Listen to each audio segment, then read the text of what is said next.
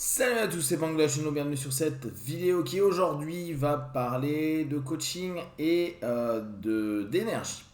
D'énergie dans le sens où quand vous êtes en train de mettre en place des actions, quand vous mettez en place des nouveaux objectifs, quand vous êtes en train de bosser sur vous, euh, prendre en compte l'énergie que vous avez est quelque chose de particulièrement important.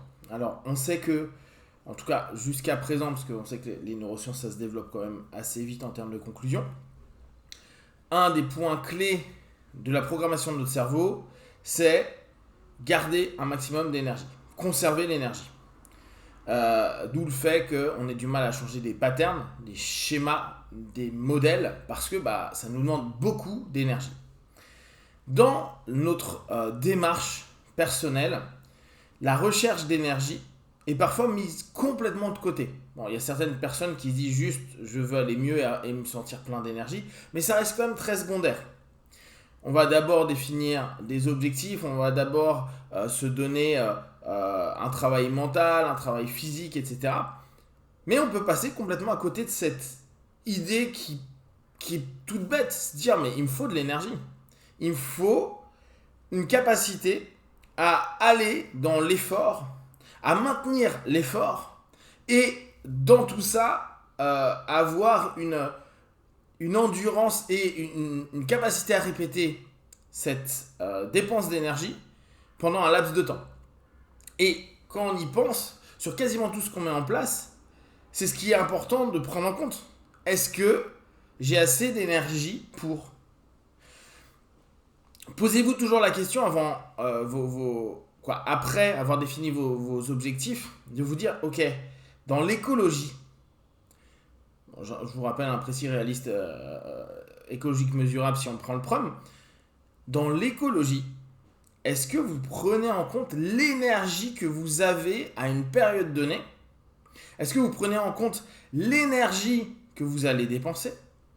Est-ce que vous prenez en compte la durée de l'œuvre que vous êtes en train de mettre en place par rapport à l'énergie que vous avez?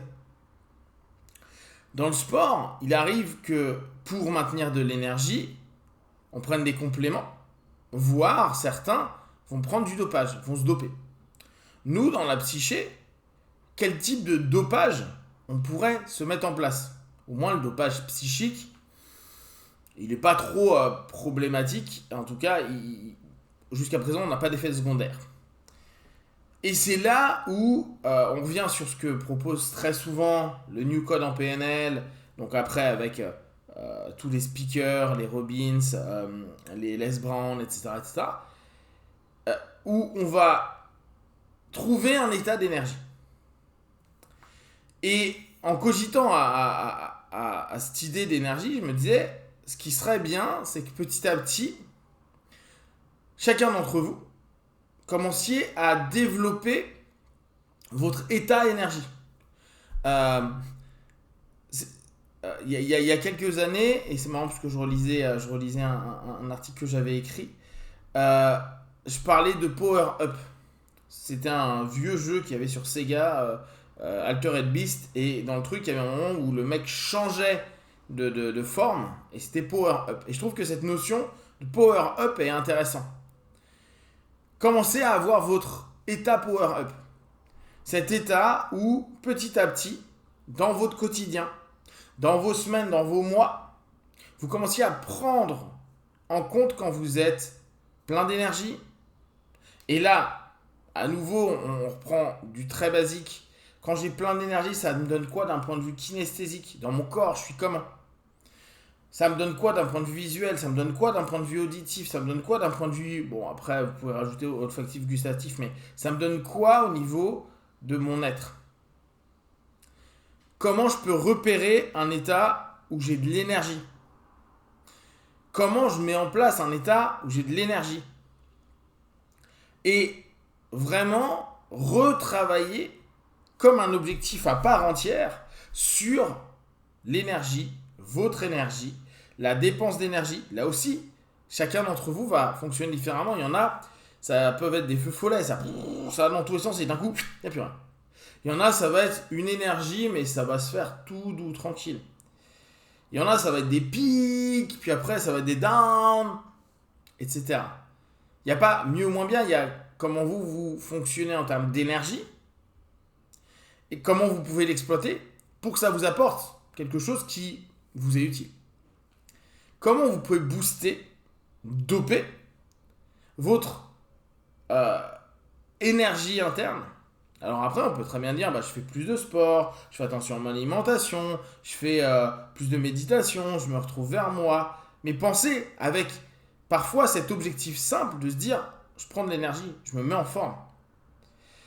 Souvent dans les méditations du matin, dans les auto-hypnoses du matin, moi par exemple, vous savez que j'aime beaucoup méthode Silva et que je fais depuis très longtemps, il y a rarement cette notion de dire, tu vas être plein d'énergie. Et ce qui, en plus, est un peu complexe, c'est que parfois dans notre société, on est complètement OK que vers 10h, on peut avoir un petit down, puis après le déjeuner, on peut avoir un petit down, et puis ainsi de suite. C'est-à-dire, on a plein de downs dans la journée, et puis en plus, on l'a complètement accepté comme suggestion. Alors que, peut-être, vous focalisez sur le truc de, OK, moi ce que je veux, c'est maintenir, développer cette énergie, maintenir ce que j'ai et puis développer si possible. Et à partir de là, pouvoir l'exploiter là où j'en ai besoin. Et l'idée étant de créer de l'endurance de notre énergie. Parfois des sprints, mais on va dire, on serait plutôt un coureur de trial. Mais la plupart du temps, ça va être sur une endurance. Il faut tenir. Il faut tenir parce que vos projets, parfois, ils mettent quelques semaines, quelques mois, quelques années. Il faut cette énergie qui amènera de la motivation, l'envie d'aller plus loin, toujours la remise en question, etc.